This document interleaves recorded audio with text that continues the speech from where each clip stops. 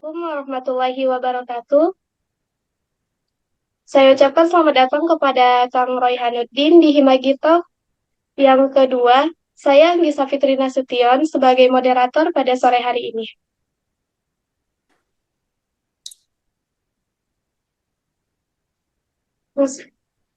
Nah, untuk selanjutnya saya ingin me- melontarkan beberapa pertanyaan kepada Akang. Apakah bersedia, Kang? Ya, boleh, boleh banget. Nah, untuk yang pertama, saya ingin bertanya bagaimana nih, Kang, pengalaman Kang Roy di Malaysia selama berkuliah? Apakah ada halangan untuk beribadah seperti ten- tentangan atau yang lainnya gitu, Kang?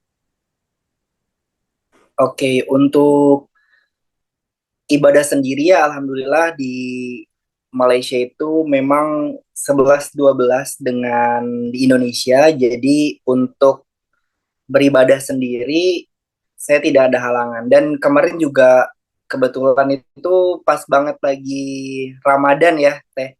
Jadi di tahun 2022 kemarin saya full melaksanakan ibadah puasa di Malaysia gitu. Dan saya lihat untuk budaya ataupun culture menjalankan ibadah puasanya, terutama di Ramadannya gitu ya, itu memang tidak ada bedanya gitu teh.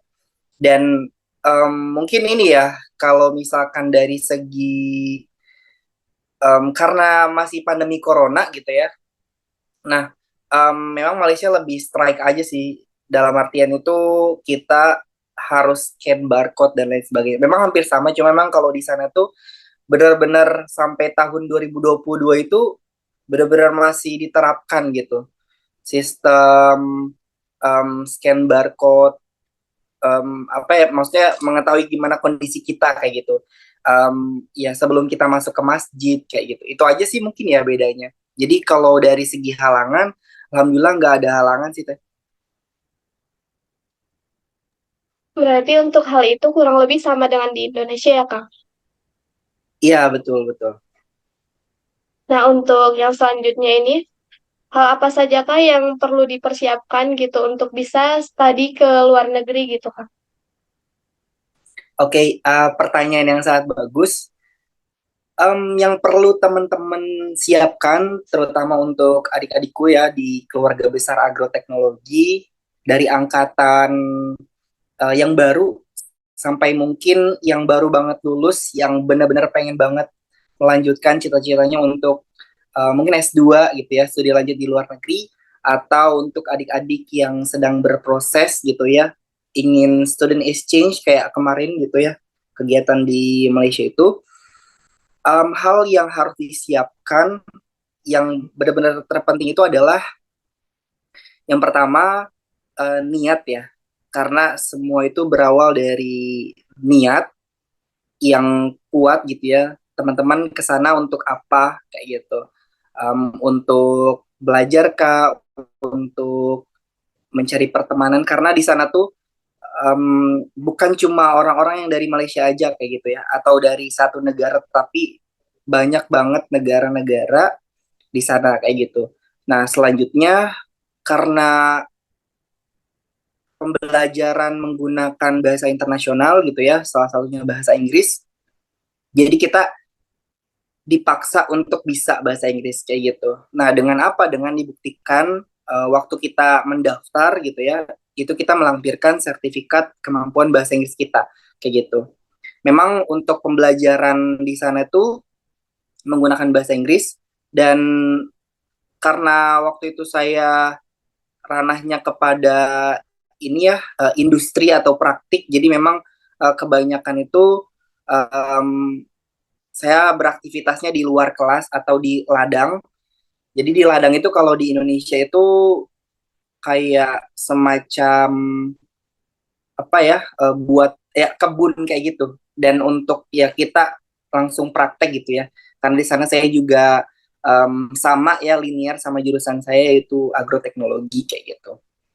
Jadi itu sih niat dan kemampuan bahasa Inggris. Nah, selanjutnya yang ketiga itu teman-teman harus punya mentor ya, gitu. Mentor atau orang yang bisa teman-teman tanyain gitu. Karena itu akan sangat penting dan berdampak ketika kita mengalami kebingungan gitu. Nah, kemarin itu kan saya memang nggak punya mentor dari agro gitu ya, yang maksudnya yang udah pernah study abroad atau belajar di luar negeri. Nah, saya kebetulan punya teman gitu ya yang sudah pernah student exchange juga di University Putra Malaysia, dan ya dia saya jadikan narasumber lah atau orang yang bisa saya tanya-tanyain gitu. Jadi tiga hal itu adalah hal penting yang perlu teman-teman um, miliki gitu.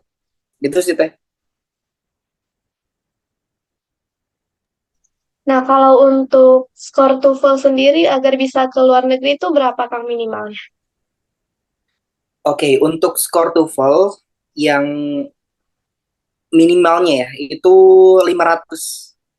Itu udah bisa, teman-teman udah bisa daftar yang apa namanya kayak student exchange gitu ya di S1.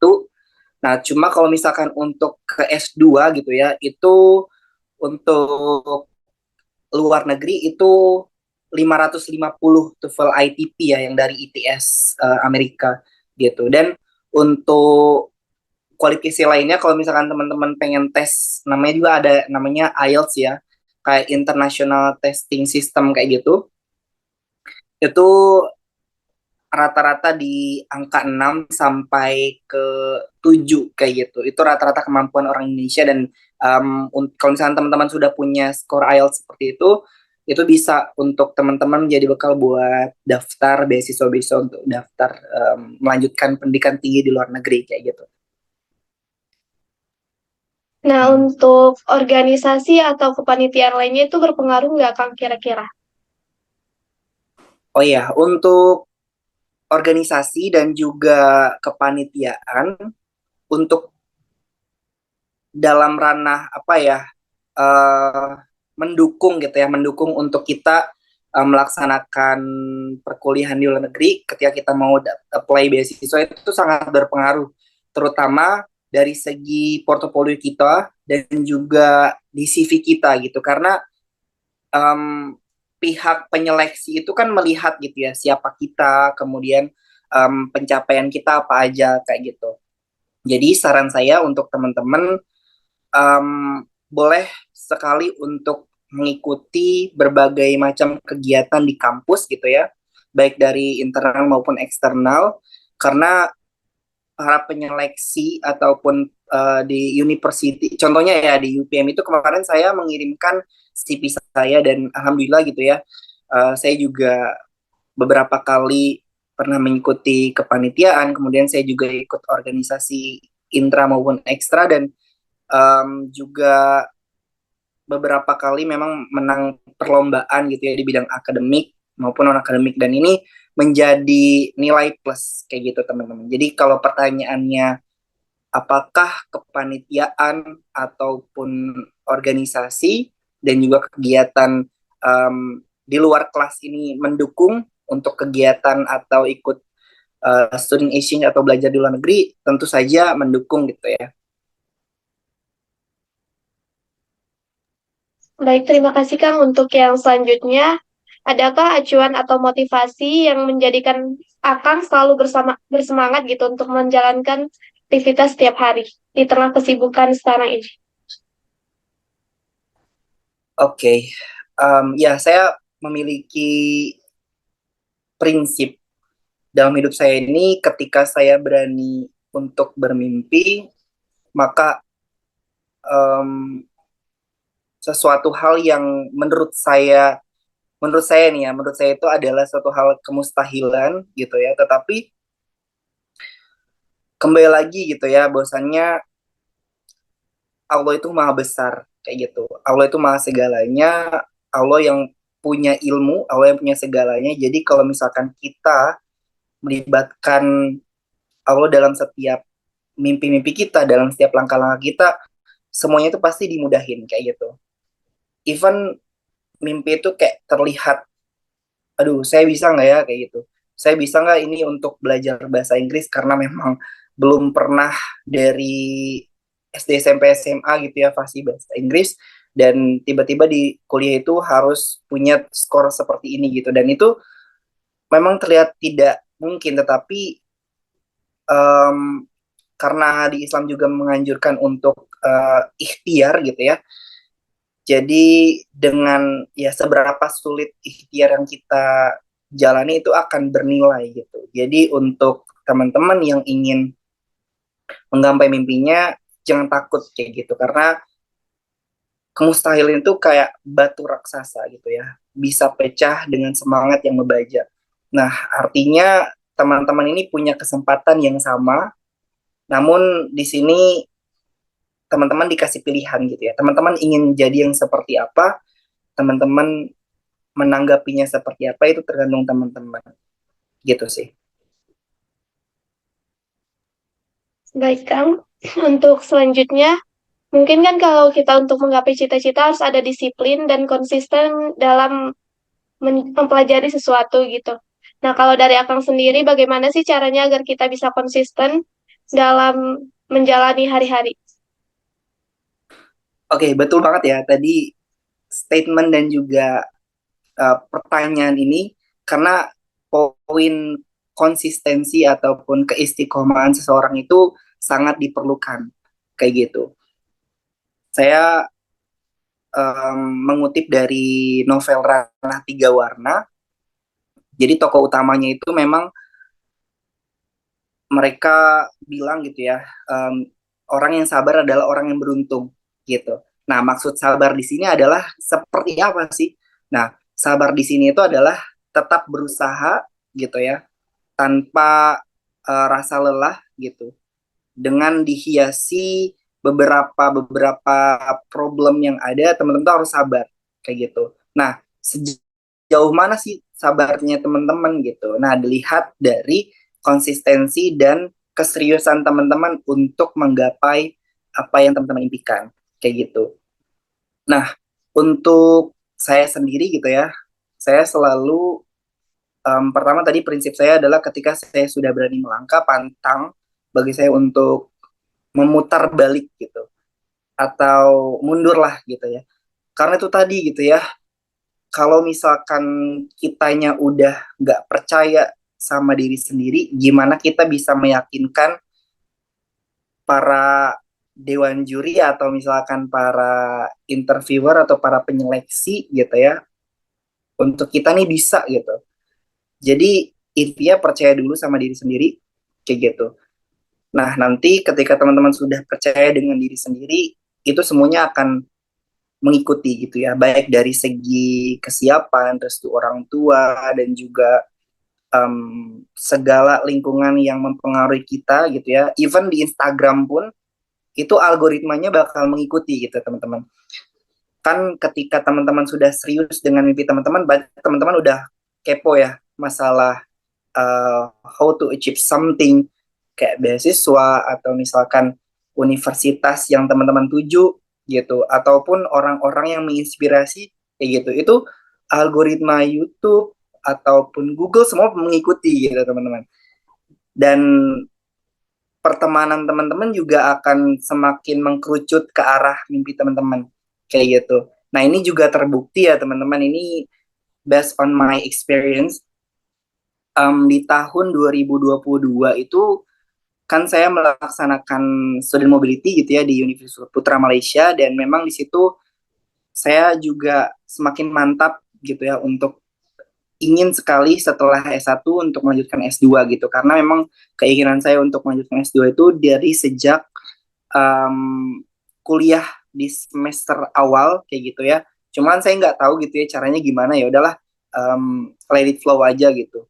Nah, selanjutnya itu akan terjawab gitu ya di setiap partnya atau waktunya gitu. Dan kodarullah di tahun 2022 juga saya juga menerima kesempatan menjadi salah satu penerima manfaat dari beasiswa persiapan program studi lanjut dari Kementerian Agama dan LPDP. Dan itu kan menjadi apa ya, bukti nyata gitu bahwasannya saya percaya dengan mimpi-mimpi yang saya utarakan gitu ya di setiap doa gitu. Dan juga itu tadi gitu ya teman-teman, apa yang menjadi saya ucap gitu ya, kemudian saya juga tulis di dinding kamar, itu terwujud satu persatu gitu.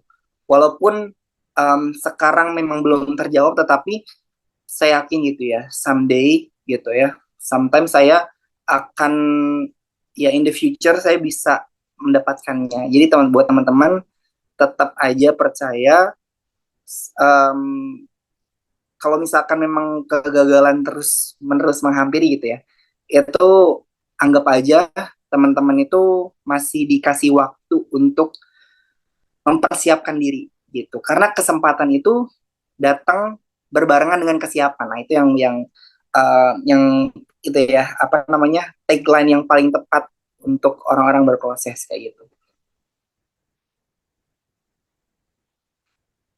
Baik Kang, sebelum menutup mungkin ada sedikit motivasi mungkin dari Akang untuk kita semua dan khususnya untuk maba yang baru masuk ke agro gitu kan. Oke, pesan gitu ya, pesan saya untuk teman-teman sekalian, ketika teman-teman punya cita-cita apapun itu gitu ya, teman-teman berhak mendapatkannya. Teman-teman berhak untuk merasakan apa yang orang lain rasakan ketika teman-teman, oh enak ya, misalkan kuliah di luar negeri, oh enak ya, kita ikuti kegiatan ini gitu ya. Nah, kembali lagi semuanya itu ada pada diri teman-teman gitu. Kita mau jadi seperti apa gitu. Ada di dalam diri teman-teman gitu ya. Kita semua punya kesempatan yang sama. Kita di sini di agroteknologi, alhamdulillah para sumber daya manusianya juga unggul gitu ya. Saya juga berterima kasih kepada Sivitas Akademika Agroteknologi, fakultas dan universitas gitu. Karena untuk teman-teman sekalian, halo, oke bisa dilanjut. Oke. Nah, untuk teman-teman sekalian, perlu teman-teman ketahui bahwasannya teman-teman di sini adalah salah satu orang yang beruntung gitu ya untuk masuk UIN Sunan Gunung Jati Bandung. Jadi teman-teman di sini ada banyak sekali fasilitas yang bisa teman-teman manfaatkan kayak gitu. Tetap semangat sih untuk teman-teman semua, gapai mimpinya.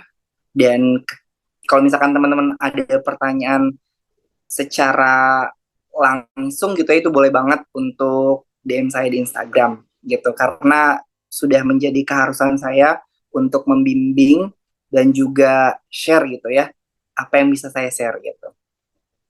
Itu saja sih mungkin teh, tetap semangat dan saya selalu juga untuk para panitia yang menggagas gitu ya, ini keren banget, semoga bisa menjadi amal jariah juga. Oke, mungkin terima kasih ya sebelumnya kepada Kang Roy yang telah bersedia untuk menjadi narasumber pada Himagita sore hari ini. Nah, Oke, sama. mungkin cukup sekian ya Kang. Terima kasih atas ilmunya. Semoga kita bisa sama-sama sukses nantinya. Amin, Assalamualaikum amin. warahmatullahi wabarakatuh.